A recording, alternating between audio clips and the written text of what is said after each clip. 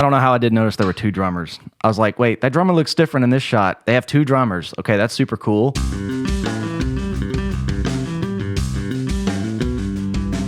What is up, guys? Welcome back to Lone University. This week, I'm excited to cover King Gizzard and the Lizard Wizard. Say that 5 times fast.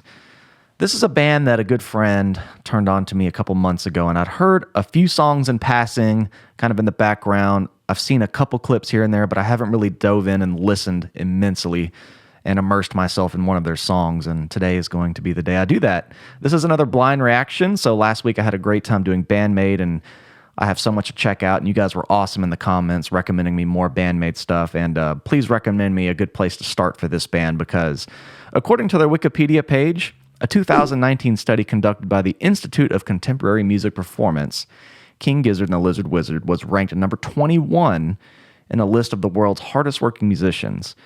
And I'm like, what does that mean? Well, then I'm reading more on their page, and it says this band has released 23 studio albums, 14 live albums, 3 compilations, and 3 EPs in the last 13 years.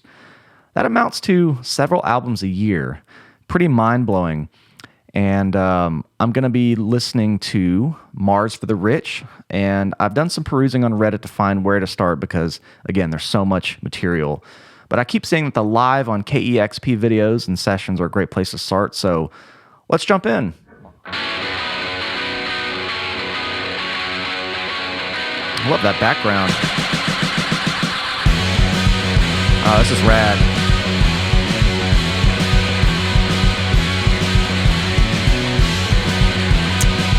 Yeah.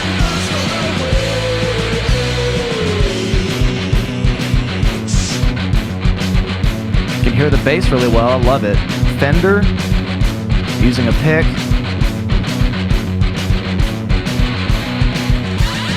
Kind of shuffly.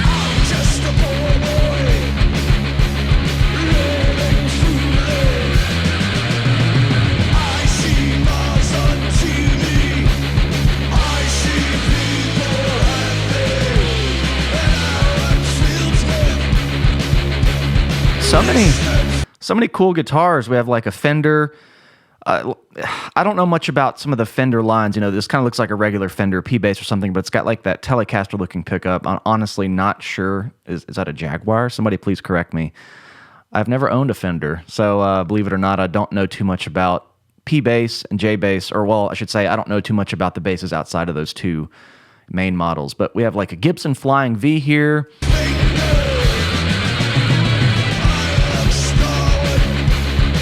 I love the whole vibe of this. The background is really cool. The drummer's in like a red jumpsuit sort of looking thing. So, you know, like I said at the beginning of this video, the clips I heard, it sounded like a different band in every song. This is kind of more like doom, indie, stoner, kind of, I don't know if I'd call it metal, but I really like the presence of the bass. It's kind of mid-rangey. It's not just droning on some low notes. Sounds like we're kind of like an F sharp here.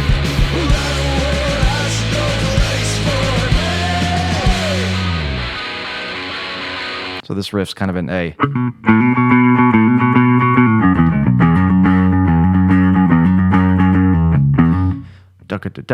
Shuffle here, I love it. I love when a bass line kind of is in the higher register and it's kind of driving it a little bit more melodically.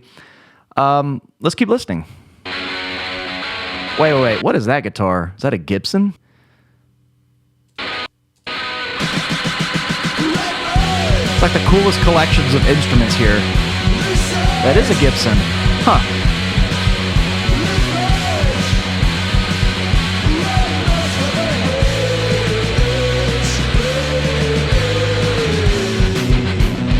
So we're kind of hovering. Bass kind of doing that counterpoint.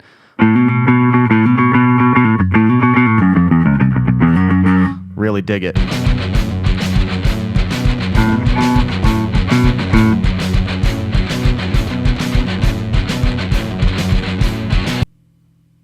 Yeah, I can't read what's under Fender. It's like one of those. Okay, that looks like a short scale Fender for sure. It looks a lot like the first bass I actually ever owned, which was a Galveston P-Bass knockoff. I don't know if you can. Well, no, you can't. It's hanging out on this side. I love a red bass. I need to get more. Let's keep going. Pretty cool.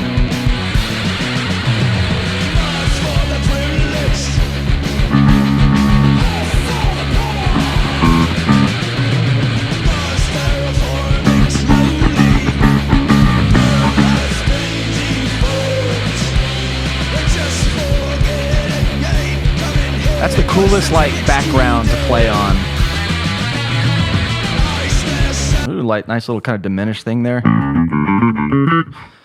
And, you know, I haven't listened to a lot of bands in this kind of style. It kind of has that vintage mix. Again, it's just like psychedelic indie stoner rock. I'm a big fan of it. In fact, the band I've listened to the most in the genre is the band Intronaut, which I'm forever a fan and so partial to those guys. I did 3 tours with them, and this kind of reminds me of them. It's kind of got those like pushy, barky kind of vocals, kind of a fuzzy, kind of peanut buttery blend between the guitar and the bass, and lots of odd little riffs and time signatures here. And, you know, this is a genre I'd like to get into a lot more. I just honestly haven't been turned on to stuff. And as I've said, that's part of the reason I'm doing this video series. You know, I'm selfishly doing this to learn some new music and check out some new bands, and having a blast so far. I like what I'm hearing.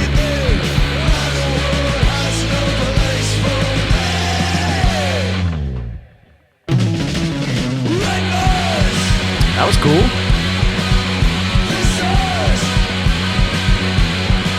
Using the classic Ampeg, looks like an 810 by the height.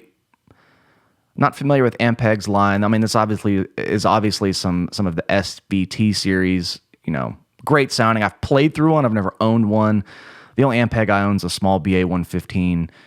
I don't even really own a full rig anymore. I'm using a Helix. Been using a Helix for all these videos, going direct, and my back loves it. But kudos to everyone that wants to lug an 810 around, and if you've taken one up a staircase, you know what that's like. That's terrible.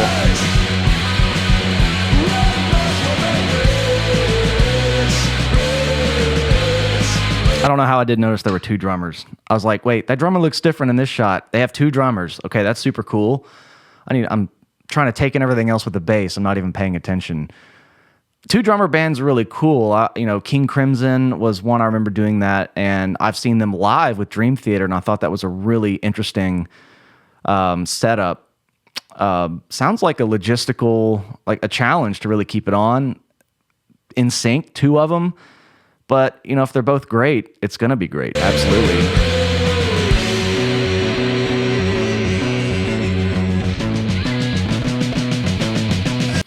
Not too overdriven of a tone. Sounds obviously just one pickup, kind of a neck position pickup.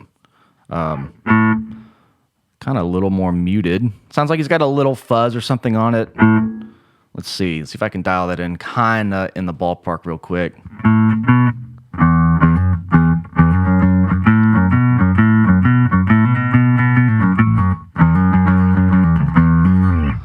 Good starting point.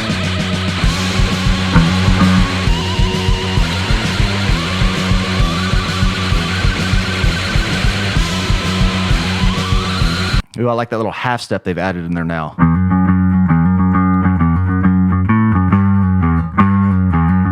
So that's kind of an accidental, not in the original key. Putting that flat 2 in there. Pretty cool.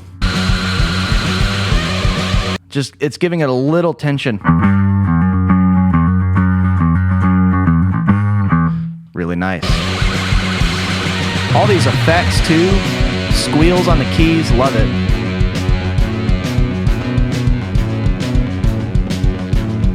Bringing it down.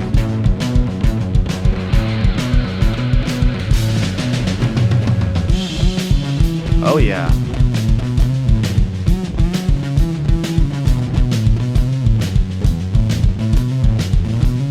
This is groovy.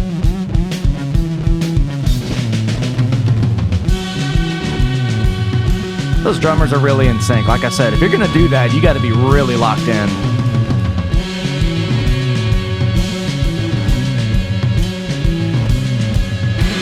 Really love this bass feature.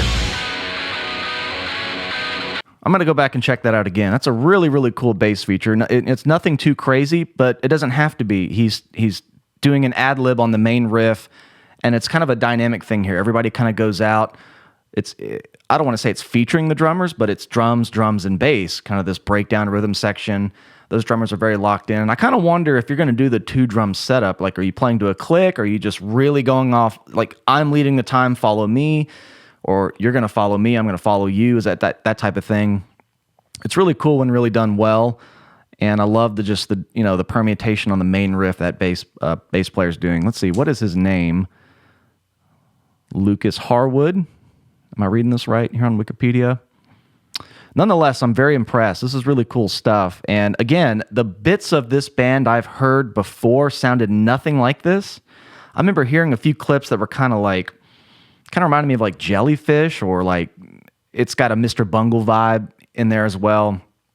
And again, with 23 albums in 13 years, I feel like I have a lot to check out. So please throw me some cool links in the comments here below. Obviously, make sure you subscribe, like the video. Good time to mention that. But I'd love to check out more.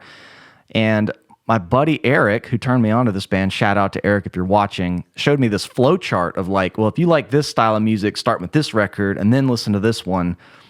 And then I'm going to put it up on the screen and see if I can find it. If I can't, well, I'm sounding like an idiot right now. But there's this whole flow chart of like the King Gizzard universe or something he was telling me about. And I was like, what?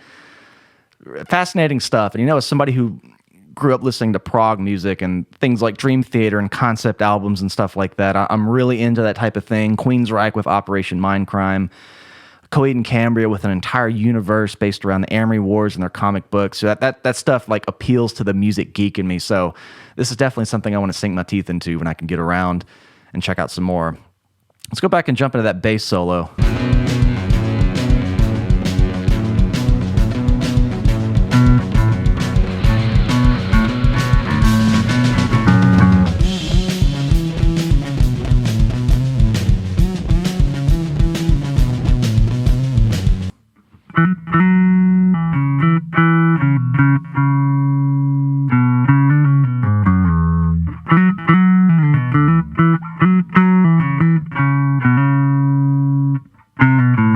I knew I heard that blues note in there, so.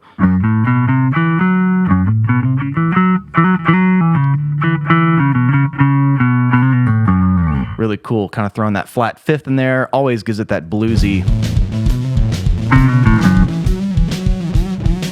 Sticking in that kind of minor pentatonic. Really cool.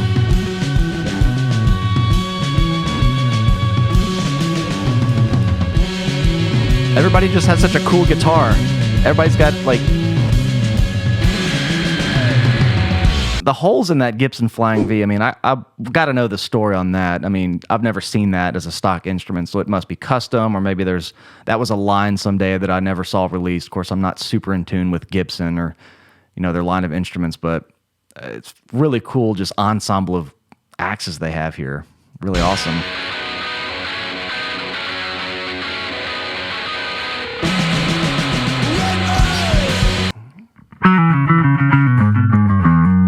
Really love that fill.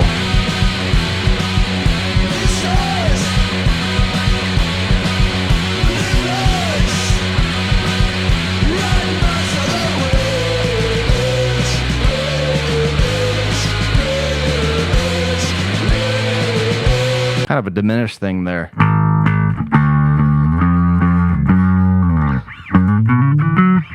So, got a tritone here.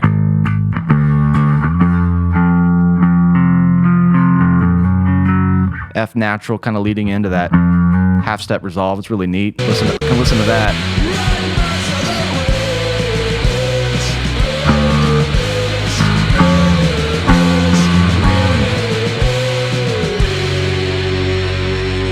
Nice. I'm a fan. This is cool.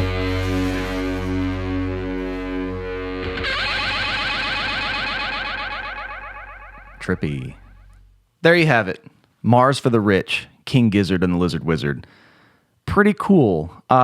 This isn't my favorite type of genre, but again, the bits I've heard from this band